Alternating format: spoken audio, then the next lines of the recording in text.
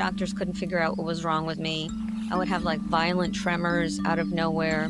So I passed out at a friend's house and I woke up and his hands were over me, floating above my body, and all of my pain was gone. And I was like, "What are you doing?" And he's like, "I'm doing Reiki." Reiki is a session where I get to connect to the person, sometimes the same person differently every time. And it's this moment of listening to someone's body, listening to their field, listening to them, and really providing transformation and guidance in sort of gentle and safe way as far as they're willing to go at that time. Sometimes people cry, sometimes people release a lot, sometimes people just feel better, sometimes people have really transcendent experiences. So they'll have like kind of like a mini psychedelic experience without the medicine. Hey friends, welcome back to Practically on Purpose, the show where we talk about what happens when high achievers stop trying so hard and start listening to the deeper call.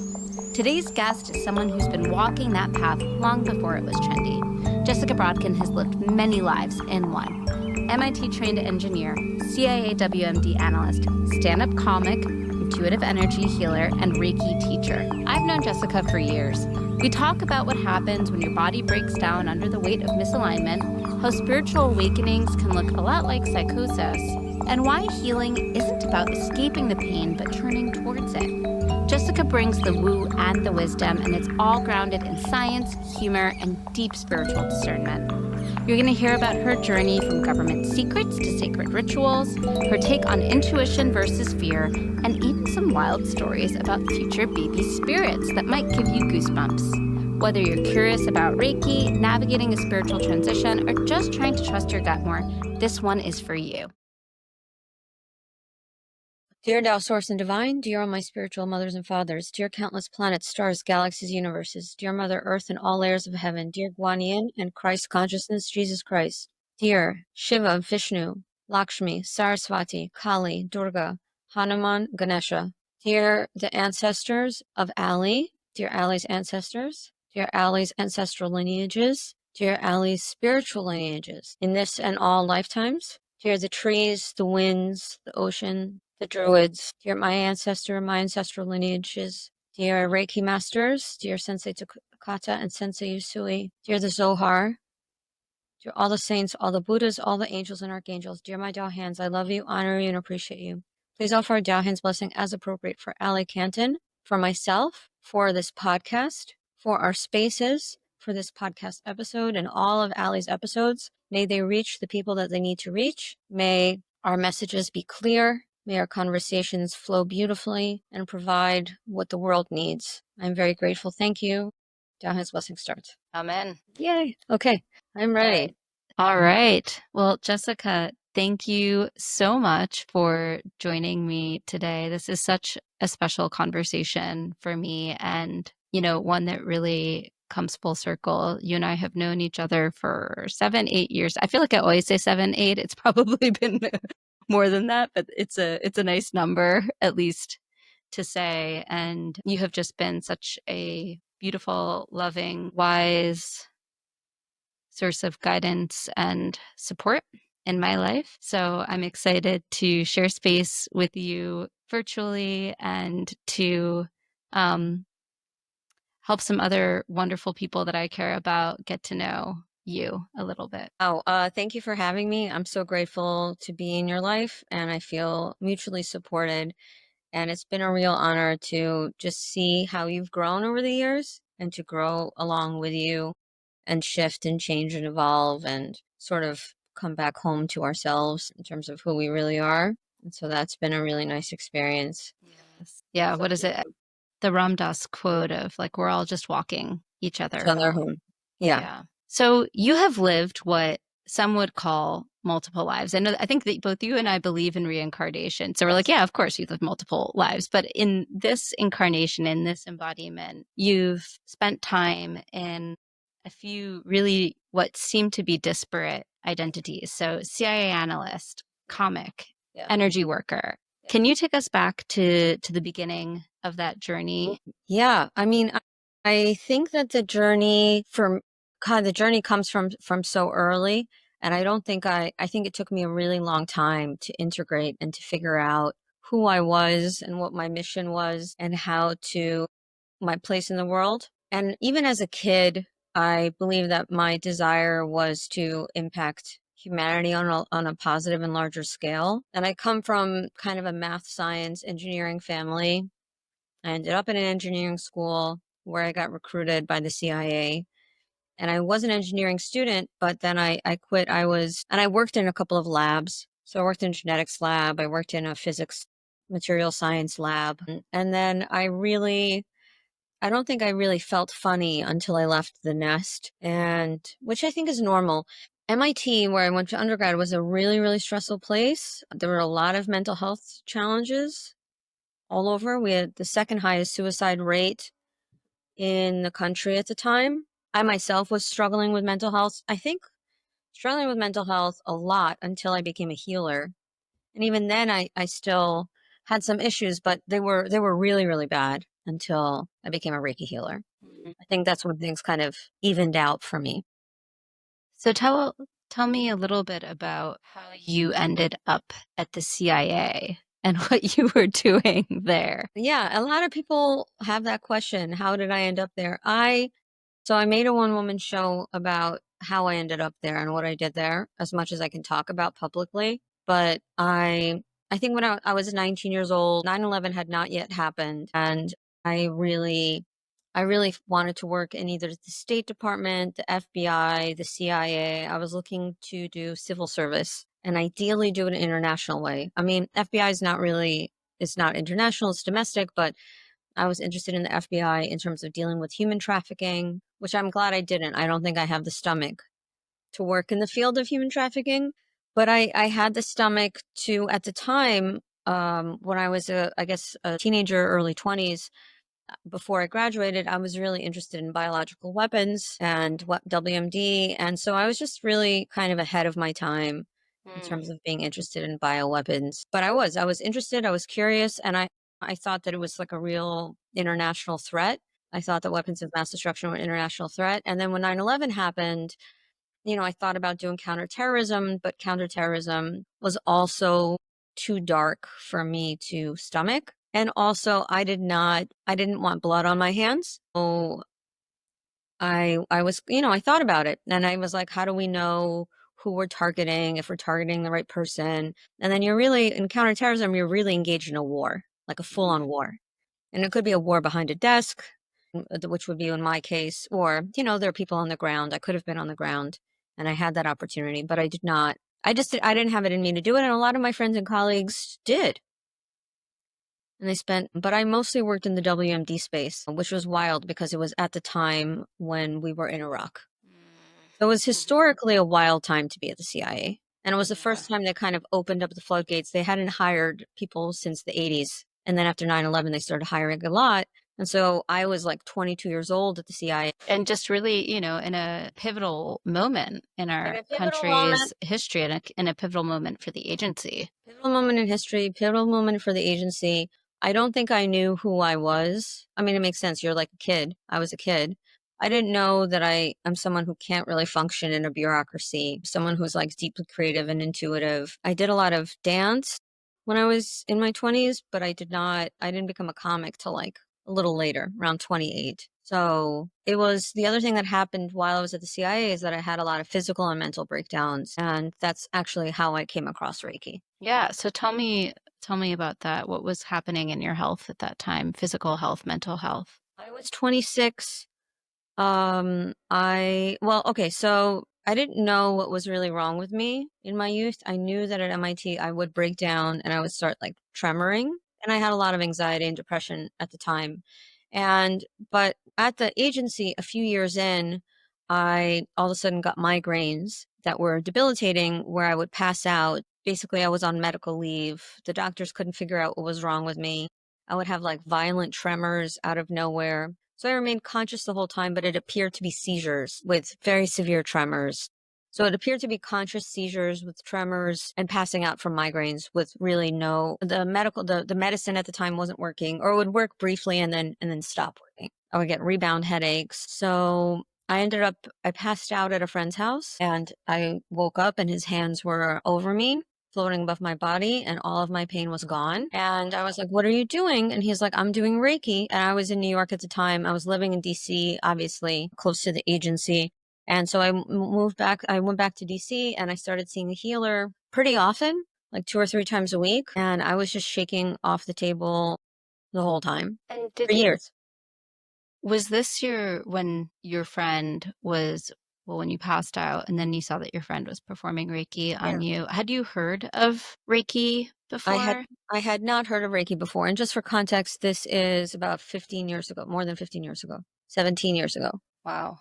I had not heard of Reiki at all. Yeah. And did you grow up in a family that was at all open to what we might now call the woo, but even like more alternative health or mysticism?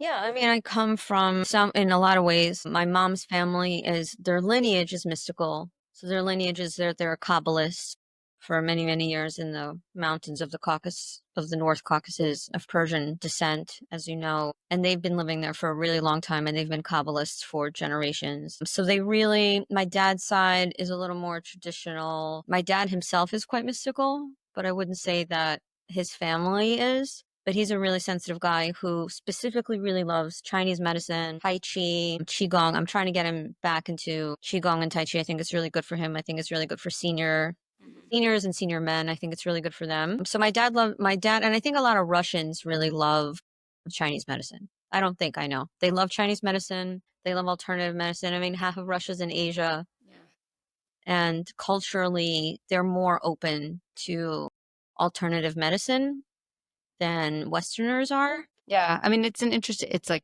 yeah, Russia and China are right Right next to next each to other. each other. They share a border, so it would make sense that over millennia there were, Yeah. exchanges of ideas and therefore a deeper appreciation. So you were raised in a place where you had been exposed to some ideas that were outside of the quote unquote Right. norm. But they're very like, they're engineers, computer programmers, doctor type of people. That's the family on both sides. So they're Mm, really, in some ways, they're both. But occupational wise. But if I'm like, hey, mom, I see dead people, she'll be like, okay, I believe you.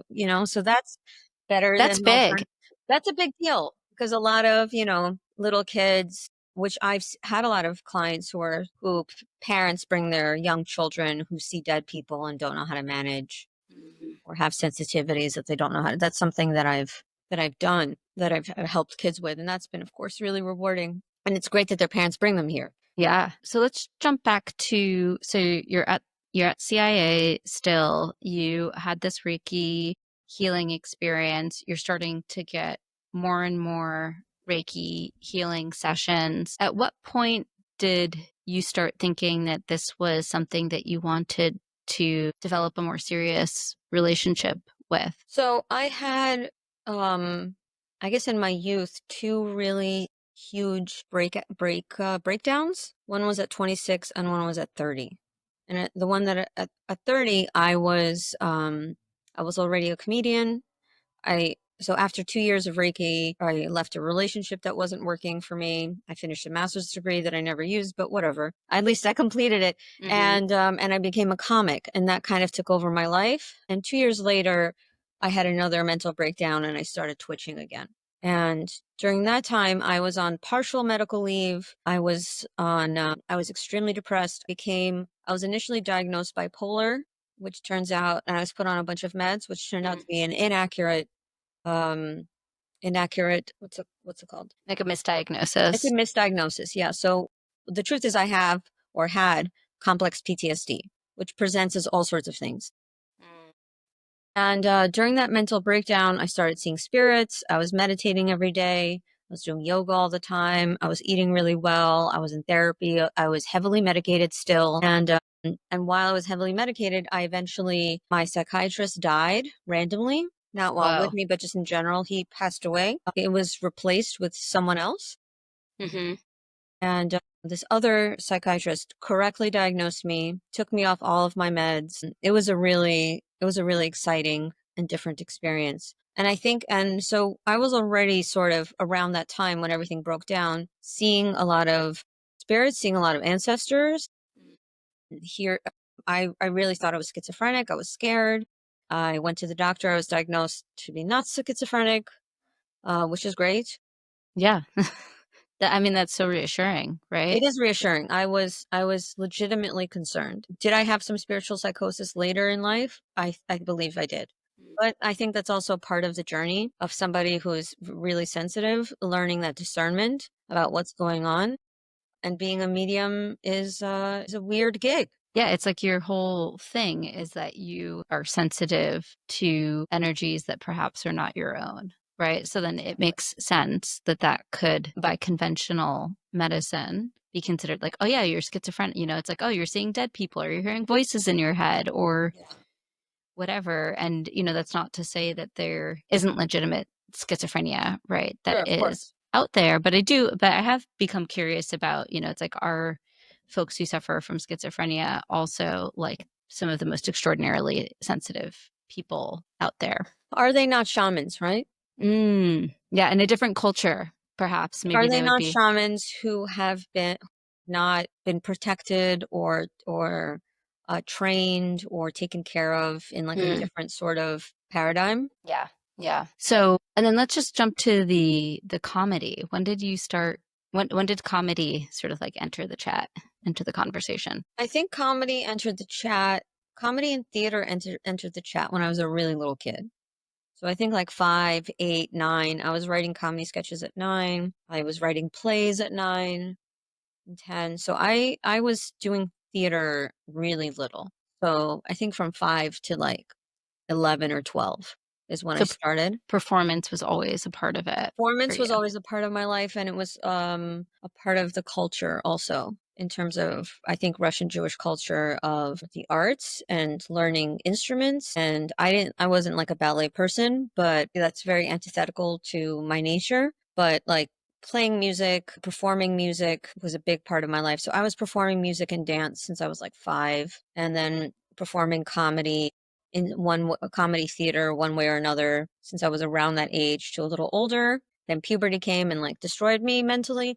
And I don't think I started performing comedy again until I was 19, but that was also in college. So I did improv for a little while and started improv again at 25, 26, started stand up at 28. And so I think it's always kind of been there Mm. Mm-hmm. in a way, but officially stand up is I was just talking to one of my friends who's been doing stand up for 15 years. So we've both been in the stand up comedy space, not consistently, not always, but overall for 15 years. And it's wild to see how comedy is now for people who are entering now versus then, because we feel like Vietnam veterans in terms of what we went through. And it's like now it's Candyland for them. And even when we started, like very few women were doing stand up. And we were like young women Mm-hmm. who are just like the sexual harassment was insane. God, yeah. The bookers, the venues, and people always say, oh, stand up must be so hard. People think that the hardest part of stand up is telling jokes and performing, and it's not the hardest part. That's the easiest part of stand up. The hardest part of stand up is everything that surrounds it. And Yeah. I think that's why I liked doing stand up abroad, because I really felt like the culture was really different there and it felt lighter to me. Mm.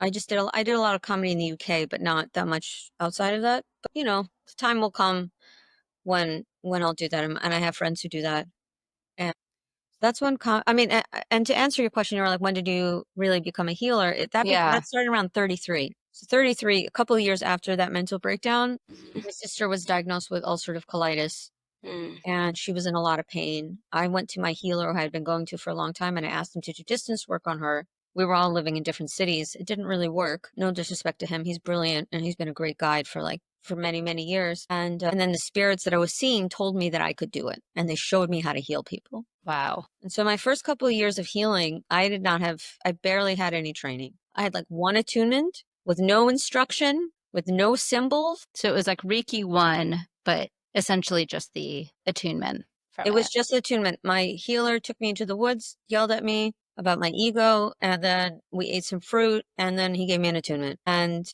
there was no training, there was no manual, there was no community. He always answered my questions. So if Mm-hmm. I had questions and shit hit the fan, he always picked up the phone, which was great. Yeah. I don't have the you know what I mean? But so that's why I think teaching Reiki within sort of a system, even if the system is loose, it still is better And I think that better than whatever I went through. Mm-hmm. And I guess in Well, the you know same what? way, Go finish with I that. guess in the same way with comedy and with jazz comedy and with Reiki. You see, I get confused jazz with Reiki, uh, which I call Makes the. sense to me. It makes sense to you, yeah. It would, because Reiki is the jazz of healing. So how about we jump into that? What, for people who don't know, what is Reiki? How would you define Reiki? It's funny to answer this question because you have your definite. Reiki is really, it's an energy system where you can remove blockages and help people on all sorts of levels, physically, mentally, and emotionally. It's sort of like a energy therapy that is more physical than it is mental. So it goes into the physical, the emotional bodies. So Reiki is a Japanese technique that's been around 100 years old, and it's about channeling energy through the hands and through the body and adjusting other people's energy, and people can feel it. And what I love about it also is that there's an enormous amount of growing body of peer-reviewed evidence that it works, that it helps people. And now we have more and more information on exactly how. We don't know the full mechanism on how it works. It's something in the biofield, something physics is going on, but we don't know the exact mechanism. Mm-hmm. We do know that this is probably more quantum physics related, and it is something that is very gentle, can be done on kids, can be done on cancer patients, can be done. And it's a fairly gentle but also effective approach. And in some ways, it becomes sort of a way of life in terms of clearing yourself, clearing other people. And it's like an actual mechanism of good vibes. Yeah, I think that that's right. It's like good vibes made manifest in the world. I'm someone who, for many years, I was resistant to Reiki. I remember one of my best friends from college. I didn't know that. She kept. I remember my junior year of college. She just kept telling me about Reiki. Her aunt had done Reiki on her. It was a transformative experience for her. And I'll tell you that I was just like, okay, you are totally full of it. Like this is Yeah. some cuckoo bananas nonsense. Yeah. But it planted, her telling me about it planted a seed in my mind. And then there were periods of time in my days where I'd be struggling with different things in my life. And I kept having that like ping, Reiki, Reiki, go do Reiki. And then I didn't, or I looked it up and like saved a tab of some random Right. people and never actually went through with it. And then before I found you, I don't know if I've told you this story. I found like some random Reiki healer that was recommended through someone, and they were seeing people out in Queens. Okay. And so I remember traveling from my job, taking the 7, going out to like some random place in Queens. And the healer was like, okay, so when you get to this corner, she's like, I do this out of my home and I feel like really sensitive about welcoming people into my home. So I'll give you the address when you get to Queens. And then I got to Queens and I called her and she never answered. And she just completely ghosted me. And like I remember thinking like, all right, so maybe I'm not meant to receive Reiki, or maybe, this is all phony baloney. And then Yeah. somehow I found you. And, there were a few things that really drew me to your practice. One, logistically, it was right around the corner from my old office. I was like, oh, that's great. I don't have to go to Queens and like wait on some random street corner. But then two, just looking at your background, I'm a lawyer, and as someone who's really analytical and reason oriented, it was really exciting to see that this type of healing was offered by someone who shared a similar kind of brain. Yeah. And then I'll just remember in that first session, you always like walk into these new things and you're like, all right, is this, especially if you're being ghosted by that lady. I'm like, oh, am I going to find out that this is some other sort of weird scam? And then you started working on me and I felt it immediately. And I think that that's what I end up saying to a lot of people when they're curious about Reiki, or they're like, okay, but how exactly does it work? I usually just say, go in there with an open mind and just notice how you feel and notice what you feel. And we don't necessarily need to debate how it works Yeah. if we know that it does work. Right. Right. And we're already used to the idea of vibes, right? Like we can all walk into a room and pick up on like, oh, this is a weird place, or like, ooh, this is nice, or like, I feel good here. And I almost feel like that is like the most quotidian or like normal version of Reiki or of like energy healing or being in other people's fields and noticing how those fields affect us. And then I think about Reiki as then taking the positive version of that good vibes room and then channeling it and offering it to another person. I love that. I also used to feel really self-conscious or not understanding, feeling like sort of discombobulated as a person, as somebody who used to work in like laboratories, right? And then the CIA, which was all analytical, and then into the go as far woo as possible. I mean, honestly, I believe I saw spirits when I was a kid. My mom confirmed that because, and I don't fully. I mean, I was little, but I used to yell at my relatives for sitting in certain places because I said that they were sitting on people Wow. that weren't there, that they didn't see. I was like, "You're sitting on my friends," and so that was like, and they're like, "There's nobody here."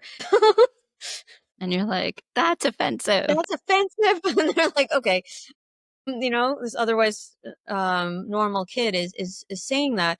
So I think I had a hard time reconciling all of the different parts of myself, including the comedy part.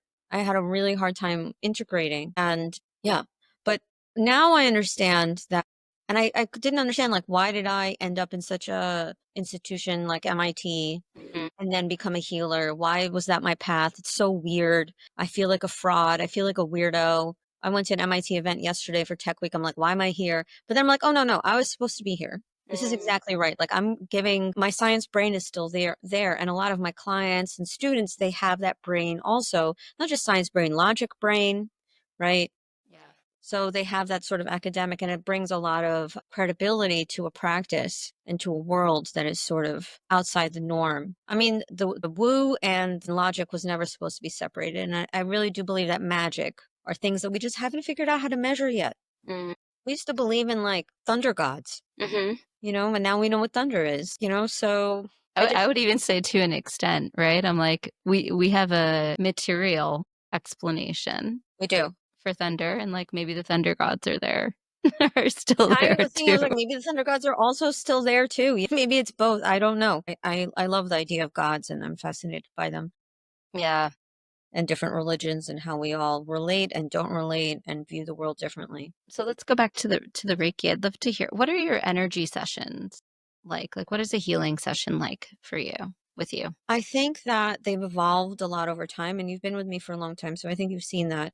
But the way that I'm in and you are also now in the Holy Fire Yusui lineage of Reiki, and Reiki is a session where I get to connect to the person, sometimes the same person differently every time. And it's this moment of listening to someone's body, listening to their field, listening to them, and really providing transformation and guidance in sort of gentle and safe way as far as they're willing to go at that time.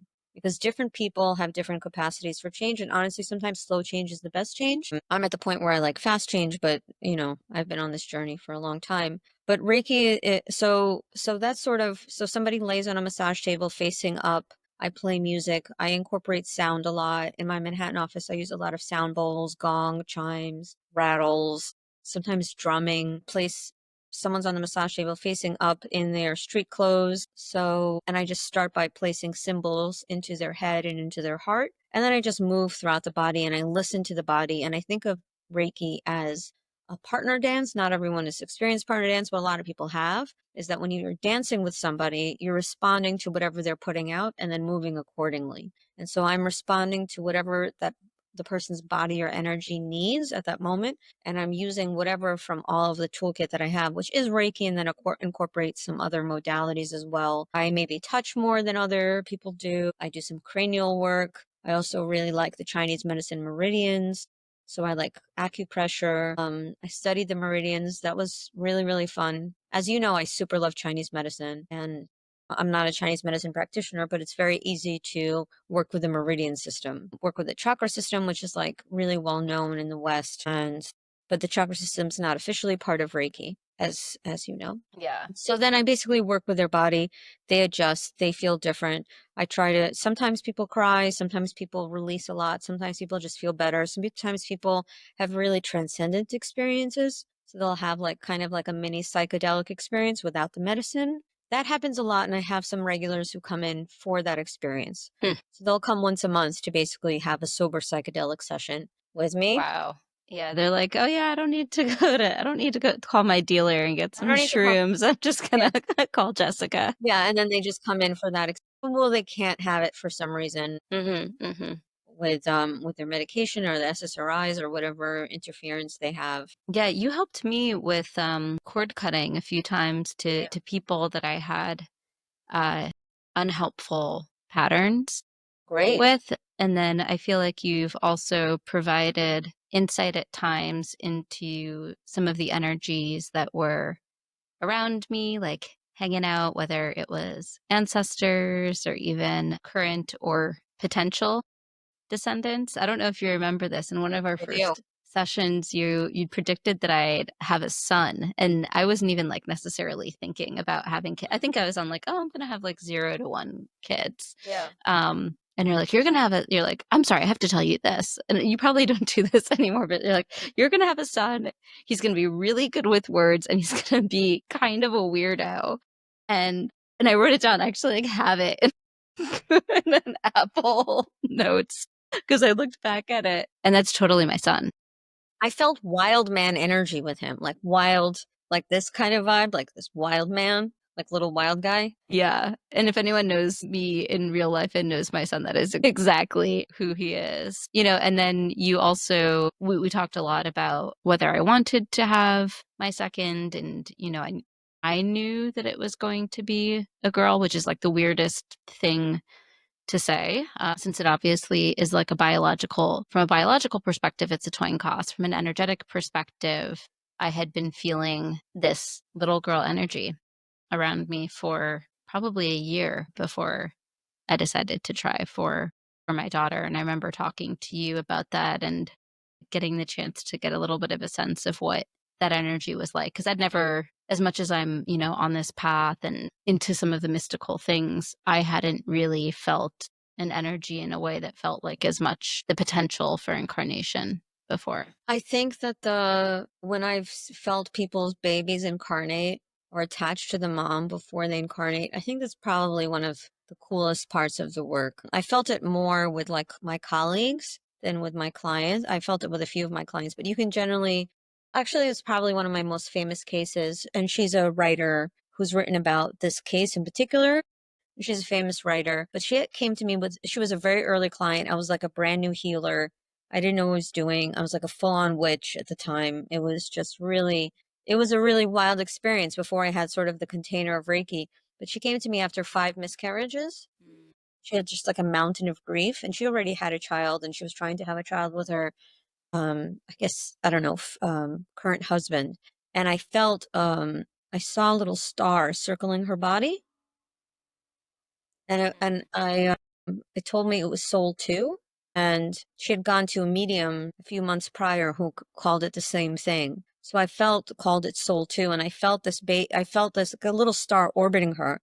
So before the kids incarnate, you often feel like I see a little star just orbiting, like a Sputnik around the person. And then I know that the baby's coming because they're often freaking out. And sometimes I think what's hard is when sometimes people want to have a baby and I don't feel the soul. And that's really, that's painful. It's joyful when you feel the soul and they want the soul, but it's painful but even then I had I have a girlfriend who she only had 2 embryos that were healthy. The first embryo didn't stick. She was bugging out, you know? Mm-hmm. And now, but I saw this kid just full on running around her. So I'm like doing Reiki on her, and I see the spirit of a little boy who is also a nut, different type of nut, but kind of like wild little boy energy. Mm-hmm. And now he's one. No, he's gonna be 2 soon. So that's like pretty exciting.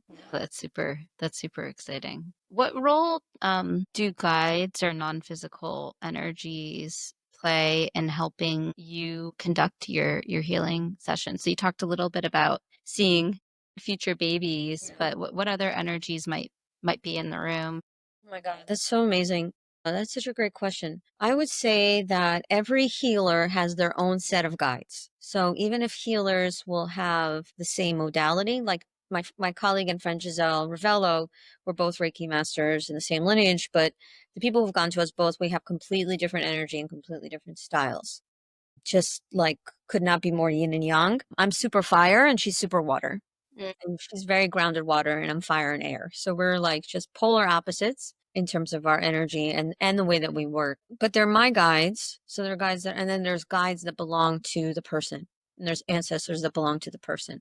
So it feels like a mix of different beings when they're in there. And sometimes I will have a guide who will come in lately who I haven't seen before. They've been coming in like the last few months who've been showing me how to drum. That's So I'll cool. pick up a drum and then I see a man, indigenous man, and he will say to me, I'm going to show you how to drum and I'm going to drum with you and I'm going to just teach you how to drum. Okay. And I'm like, okay. And then I just start and I just let go as much as possible and I just start drumming. And then, the moment I pick up the drum is because, and the drum that we have in the office is from Ecuador and it's from an indigenous tribe. And, I remember the first time I picked up a drum, I saw sort of a man just like popped up. Whoa. And so that's a really beautiful experience because I feel like I'm being led in a way to, help the person. The other thing is that now that I'm teaching more, there are teaching guides and there are beings that come in and assist in Reiki attunements. So I think you were in my first Reiki masterclass. In my second Reiki masterclass, had some really wild people in there and they were like, "Hey, during the attunement, I saw this woman," and I was like, and then they were like, "Shh," and then she just closed. Or I saw this dude, and it was like, "Shh," and they just like so. There's a lot going on, and I wish that I mean, when I reached altered states of consciousness pretty easily, Mm. and through breath work, through psychedelics, through just walking around, through teaching Reiki, doing Reiki. I think teaching Reiki is even more mind altering than doing a session. Hmm.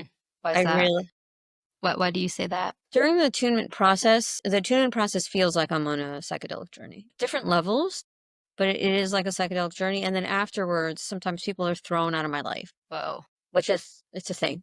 So I'll get into like a big fight that I can't recover from with somebody Mm. who I don't expect to leave my life, to suddenly leave my life after I teach sometimes. Wow. It's happened like 3 times. Does that make you how does that make you feel about teaching? Because it seems like, there's a lot that you're giving of yourself and then, you know, losing that kind of relationship. It might be perceived as a loss. It's always a loss, but I am okay with the loss at this point because maybe the loss is temporary, maybe the loss is forever. I think I'm really in a state of surrender. It doesn't make me want to slow down teaching. I definitely did teach maybe a little too much for my system, a little bit. And so I think that I can handle maybe once a month, maybe twice a month of teaching.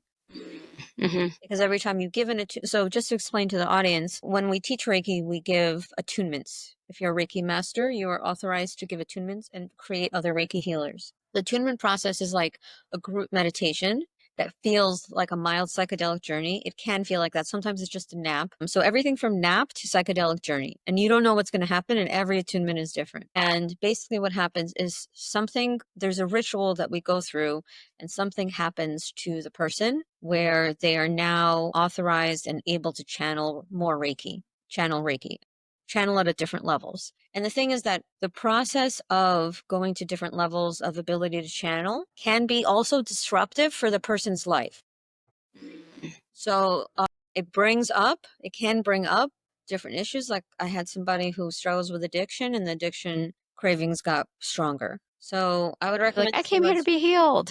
huh? They're like, I came here for healing. What Yeah, yeah, gives? yeah. But I mean, but it's being done in order for the person to be able to channel more. So whatever comes up is for the greatest healing, Mm-hmm. even if it's spicy at the time. Because I believe both Reiki and psychedelics are an act of surrender and trust into the highest good of yourself and of others.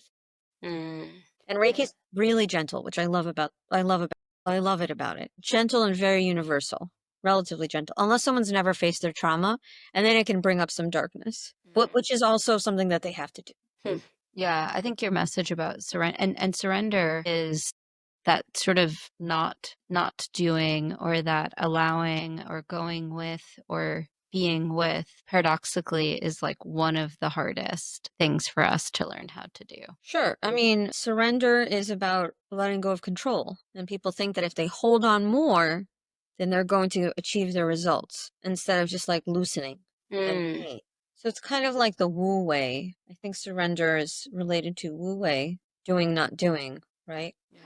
What is the relationship in your mind between intuition and surrender? That's a great question and also like a big question, right? You mean for me or for like humanity? I guess it's the same. Yeah. Start with yourself if you have an answer that makes sense for yourself, and then The relationship between intuition and surrender. So I have a very close relationship with intuition, and I'm led by my intuition in terms of I can't heal people without intuition. I can't create art without intuition, and I make my decisions primarily from intuition. So if I feel a very strong intuitive hit, I let go and let that curiosity take me where it can. And I use my intuition twofold, one for direction and one for safety. In terms of like, what are my next steps? The intuition tells me. Am I safe with this person? You know, that's a question when you meet new people. Am I safe here? And that's also a place where I use my intuition. So my intuition is my pathway to surrender. So I surrender to my intuition. I trust my intuition at this point, even when it's taken me on some very spicy roads. But then in retrospect, after a long time, the spicy roads make sense. And how do you know that a message is coming from your intuition versus from ego or fear or internal programming? That's a great question. Fear feels a certain way. Fear feels, how do I say this? There's two types of fear. There's a fear in the moment of bodily safety. This alley doesn't feel good. I want to cross, this street doesn't feel good. And actually they showed areas where women don't feel safe walking at night actually do have higher crime rates. Whoa. So the women's intuition when it comes to this street doesn't feel, there's a train station that I'm like, I don't like that train station. And I don't know why nothing's ever happened to me, but I just like cannot go there. There is a correlation is not causation, but there is a correlation. So I think that there's that type of fear. So it's good to realize that fear is a gift, where you're like, I can't go to this venue, or I can't be, those types of things. And then there's the fear that like, if you explore this, your life will blow up type of fear. And then that feels like programming, because intuition feels calm, even if it's a bad message. It always feels, even if it's like, this isn't going to last, or this isn't going to work, or this person is not going to be around much longer, or this person is sick, that even the bad news feels a certain way in the nervous system. And I think that people need to experiment in terms of when their intuition, the relationship with intuition is like is a relationship that you build. And so it's like, oh, my intuition told me this, see what happens with the small things, and then learn to trust and see how it processes further, if that makes any sense. No, that does. And it actually leads perfectly to my next question. And maybe you already started to answer it, but what would you say to people who want to access their intuition? So maybe people who are coming from a place of intellect, logic, reason, Yeah. and are curious about cultivating a relationship with intuition, but don't really know where to start. I would ask those people, where do you feel the most insights and aha moments in your life? And there are different ways to access intuition. The way that I started was really through meditation and through nature. Walking through nature, cultivating silence. And sometimes another activity that I really like to do is, if I have a question for my intuition, write it down somewhere, go to sleep, ask for it to be answered the next day or two, and see when it comes in. And it might come in while you're washing your dishes, while you're walking your dog, while you're doing something kind of basic. So a lot of the times while you're in the shower, a lot of people's intuition comes to them in the shower. Mine definitely does. But the relationship with intuition and the relationship with the self is, I like of I like to think of the world, my relationships with beings, with myself, with friends, as sort of like a burgeoning friendship or burgeoning romantic relationship. So with intuition, treat it like a new friend that you met and say, and what do you do with a new friend? You might send them a job application, you might send them an article, a meme, you might invite them to coffee, you might invite them to a walk, you might get them a bar of chocolate. You might do these like small gestures to sort of get to know each other better and to sort of show your open-heartedness to each other. And with intuition, it's the same. It's like, okay, I'm developing a relationship with my intuition. Let's think of my intuition as a separate being. How do I invite my intuition over? By clearing my mind, I'm inviting the intuition into my home. By cleaning my house, I invite the intuition into my home. By walking through nature, I'm inviting the intuition to my home. By journaling, like what do you need to do? And so there's no like direct prescription for do this and your intuition will develop. So let's say 10 things that you can explore and see which one awakens your intuition and then continue to cultivate that more. And the ways that you cultivate it might change over time. And then follow those hunches and see where it leads. And so it's really an early burgeoning relation, or like dating, right? You ask someone out for a drink, then you get dinner, then you go on a trip, whatever, Yeah. So you start small. And what I'm hearing too is that it is possibly less about doing than about receptivity, because it's almost like the intuition is the doing. The intuition is the message or the energy that wants to come in, and there has to be space, whether it's in your mind or if it's in your home or even the like blank page of a journal or something, for that message to be received. And we're not going to like brute force our way No. into intuition. Intuition is creating the space for something to come through and inviting yourself to surrender to receive it. And then there's also that attitude of playfulness and experimentation when Yeah. you're following intuition's lead. Yeah. I mean, we have the idea of Alice in Wonderland, right? We have Follow the White Rabbit. We have the Matrix, Neo, Follow the White Rabbit. He's picking up the phone and being like, where do I need to go? I'm getting. So one can take I mean, the Matrix is an old movie, but one can take the allegory, describe that whole, like, he gets a phone call, he gets information, he gets some sort of hit that he needs to be in a certain place. And he goes there and he meets somebody who changes the course of his life. And so it's like, you can just, instead of saying that somebody just gave you a cell phone, a flip phone to answer, that would just be like an intuitive hit that comes through. No, that makes sense. Yeah. So at this point in your journey, you've been on this healing path for a while now. I'd be curious to hear, what are you learning or unlearning at this point? I'm unlearning a lot, and you know this, but I've done MDMA with a therapist twice, and once fairly recently. And I, I think that and through basically maybe more microdosing mushrooms, I have really cleared out a lot of my mental models that felt very heavy. And through the experience of healing with people, healing in community, which I experience more in Austin than in New York, healing in relationships,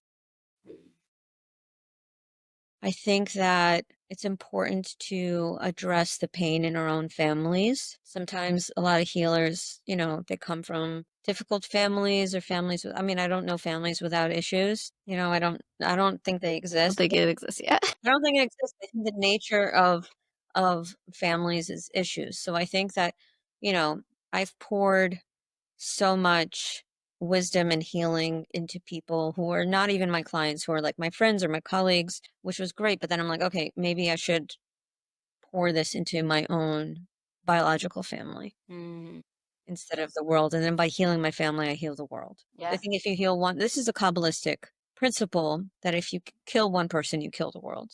And if you save one person, you save the world. And so it's also that whole idea of connectedness. So I'm unlearning all the mental models that don't work for me. I don't know how else to say that. Maybe that's too vague. No, that makes sense. What advice would you give to someone who is on the path to discovering deeper meaning and purpose? What would you want them to know? I want them to know that it's okay to feel a lot of pain. I want them to know that pain is part of being human and that pain is an opportunity to alchemize and to get into a different alignment. And I want them to also embody joy and play in a way that doesn't harm others, because it can harm others if it's not done consciously. And I think we're often harming each other just by accident, but just by being. And that's okay. That's part of life. That's part of samsara. So I want them to know that it's okay that they're hurting and that there is a turning point in every moment of suffering. Every moment of suffering is kind of a boomerang. It'll come back and it'll make sense. And I invite them to walk into their transformation and their icky parts. There's no way out but to face your greatest darkness. Ooh, And I that's think powerful. that something that's difficult for sensitive people, and maybe this is the wrong thing to say, but it is what I really believe. Our world is a world of duality. Our world is a world of amazing pleasure and joy, and of horror and war and murder and everything awful. And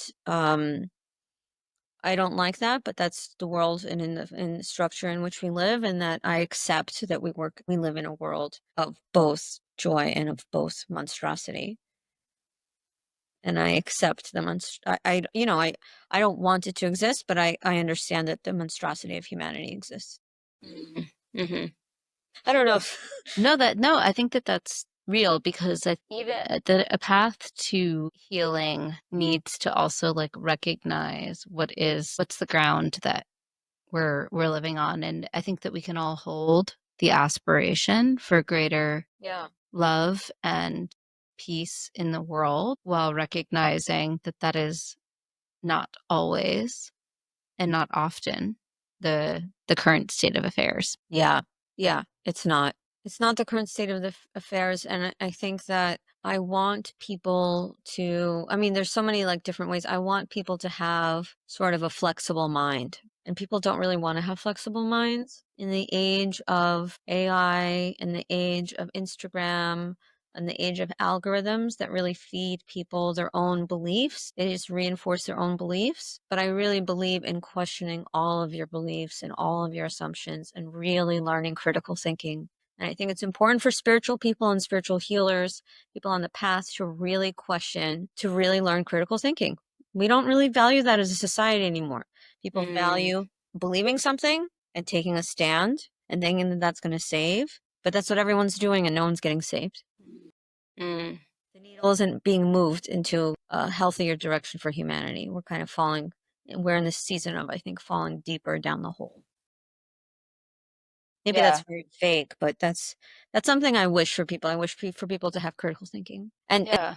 if you cannot argue the other side's point perfectly, you don't actually understand the situation. Yes, because I think that very often what we do these days, it's like we live in our bubbles and then we like present the straw man version of the other side's arguments, and we don't we don't necessarily even exercise critical thinking about the positions that we hold, right? And Yeah, yeah. seeing like, oh, well, in the best version of the other side's argument, I actually agree with XYZ, or I think so and so might be true. And having a more flexible mindset, not a flexible mindset in that like you're going to go wherever the wind Right, right. blows, but flexibility in terms of when you're exercising discernment and you need to update your priors, like That's right. updating Yeah. your thinking. Bayesian updating. Yeah. Well, Jessica, this was wonderful conversation. Where can people find you or how can they work with you? They can find me on my website, which I have been attempting to change for a very long time, called Love and Light Services. They can find me on Instagram at Jessica Brodkin, Brodkin.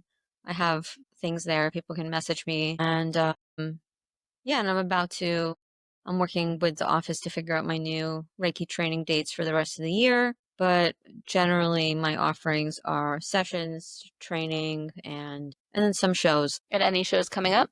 I have a bunch this week for Tech Week where we're roasting tech founders, which is really a great That sounds joy. fun. It's a really great joy. They pitch their companies and we just roast them. That sounds perfect. It's a really good time. It's honestly one of the most fun things I do. That's so cool. Well, thank you so much, Thank you so much. Jessica. Really I'm so appreciate it. honored. Thank you so much. Thanks so much for listening to Practically on Purpose with Ali Canton. If you're enjoying the show, the best way to support it is to subscribe, leave a review, or forward it to someone else who might need it. You can also follow along or reach out anytime at alicanton.substack.com. I read every note, and it means so much more than you know. Special thanks to Mutual Benefit for the beautiful music that brings us in and out each week. You can find more of their work wherever you listen to music. And until next time, stay curious, stay grounded, and stop living someone else's success story and step into your own.